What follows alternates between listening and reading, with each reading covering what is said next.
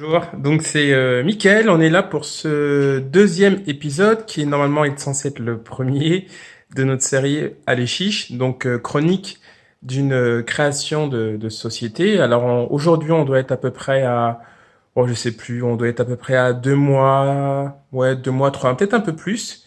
Voilà du lancement enfin, process de création d'une nouvelle société en direct. Voilà, pendant que je vous parle, nous sommes en train de rédiger les statuts. Et voilà, ça va faire maintenant une semaine que j'ai lancé donc cette série, et on lance mon deuxième épisode. Alors pourquoi je dis ce deuxième épisode qui aurait dû normalement être le premier?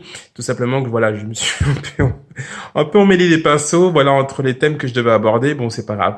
On va revenir donc là à ce que je voulais aborder dans le premier épisode, qui est un peu ce que je dirais dans notre cas à nous très personnel, ce qui fait, je dirais, la création de structure. Donc, ça va être la partie 1, les associés. Là, évidemment, on n'est pas obligé de s'associer pour créer une société, hein. Ça dépend des cas. Donc, justement, c'est ce sujet qu'on va traiter parce que j'ai eu d'ailleurs, c'est toujours l'actualité, hein. Donc, j'ai toujours une société que j'ai créée et que je dirige tout seul. Et j'ai cette seconde structure qui va faire l'objet donc d'une association avec deux autres cofondateurs. Voilà. Donc on va dire que j'ai un petit peu le regard des deux côtés. D'ailleurs sur ce point-là, pour avoir justement entre les deux, j'ai presque envie de vous dire, je peux pas vous dire qu'il y a une meilleure école. Il y a les avantages d'un côté, les inconvénients de l'autre. Voilà, et c'est justement ça que l'on va traiter. Alors sur ce sujet de l'association, ou plutôt de sa recherche d'associer. On va remettre un petit peu le contexte en ce qui me concerne, parce que l'idée, c'est que je vous fasse part aussi de mon expérience. Donc, j'ai eu quelques associations ratées avant, voilà. Qu'en retenir? Alors, moi, je l'ai fait avec un pote la première fois. Une autre fois, c'était une vieille connaissance. Alors, la première fois, j'ai presque envie de vous dire que c'était pas tellement le pote en question ou avec ce pote à remettre en question. C'était plutôt à dire que lui, dans l'absolu, n'a jamais changé.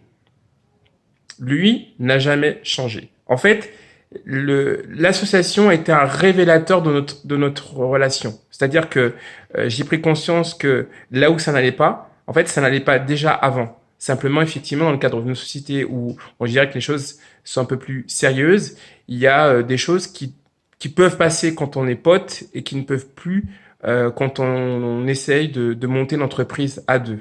Et quand j'ai réfléchi rétrospectivement à cette histoire, je me suis dit, mais en fait, non, effectivement, il a toujours été le même. J'ai rien à lui reprocher pour peu qu'on ait reproché ce genre de choses. Mais effectivement, moi, j'aurais dû être plus vigilant, justement, sur ces points lorsqu'on était, voilà, on faisait des choses ensemble. Pour la deuxième, bon, on va pas revenir dessus parce que elle a duré moins longtemps, donc voilà.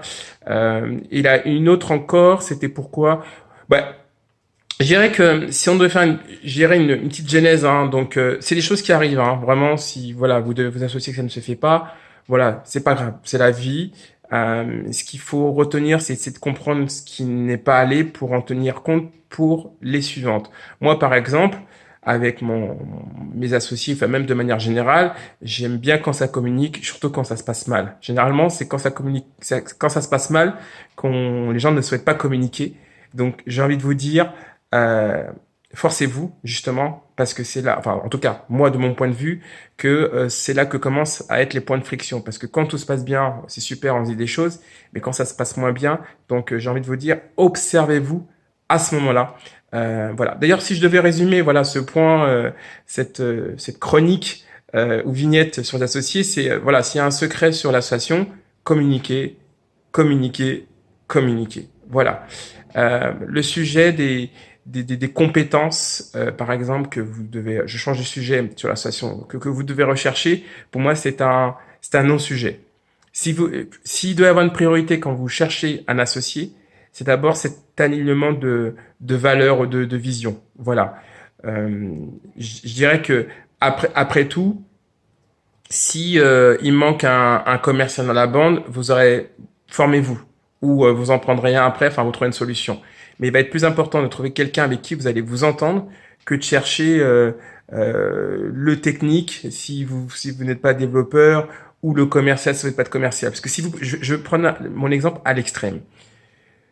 Vous n'êtes pas commercial, vous recherchez donc un fondateur qui est commercial, vous partagez pas la même vision.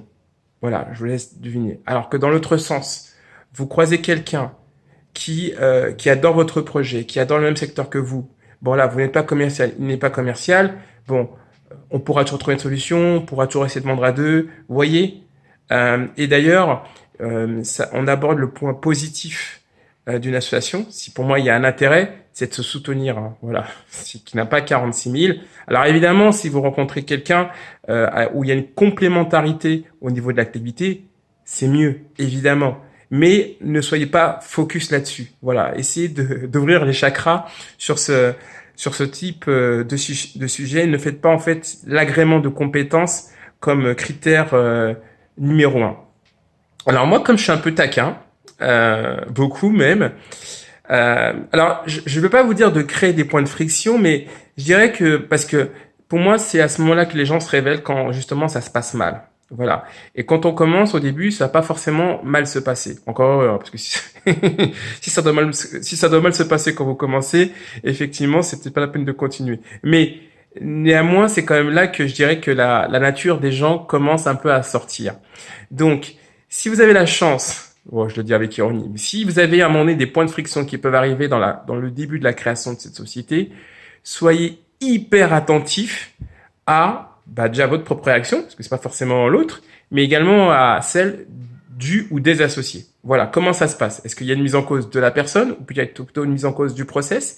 Est-ce que il y a un souhait volontaire, il y a un fort souhait de dépasser justement je dirais la partie frictionnelle pour aller de l'avant et trouver une solution, ou plutôt ça reste sur le problème pendant des heures. Voilà, soyez très attentifs justement quand il y a des moments de friction, parce que c'est justement le moment donné qui pourrait être d'un apprentissage sur ce que va être votre relation future. Voilà. Donc voilà, préparez-vous à ce genre de choses. Et j'ai un dernier conseil là-dessus, c'est que si vous rencontrez un probable associé ou avec un S, faites un maximum de projets. Vraiment, déjà là, discutez. Voilà, ça paraît évident. Discutez de votre vision, discutez des entrepreneurs qui vous fascinent, échangez là-dessus. Posez-vous la question de, voilà, si on s'associe, comment toi tu vois la boîte dans 5 ans, quelle rémunération, voilà. Mais essayez vraiment de discuter d'un maximum de choses. Faites le tour du projet, pas que. Même posez-vous la question entre vous, qu'est-ce qui vous insupporte? Tout à l'heure, j'ai parlé des points de friction, mais c'est aussi une question à aborder. Par exemple, Benoît, Antoine, c'est un prénom imaginaire, hein, voilà. Qu'est-ce qui t'agace le plus dans le boulot, histoire justement d'apprendre à vous connaître et d'éviter ces points de friction. Voilà. Donc voilà, discuter de la vision, de comment envoyer l'entreprise, et effectivement, je sais même plus ce que je disais moi. Bon bref, peu importe. Voilà, discuter effectivement oui, je m'en souviens. Donc, une fois que vous avez effectivement fait le tour de comment vous voyez ce projet même de manière générale, passez du temps, un maximum de temps ensemble, et aussi, quitte à passer du temps,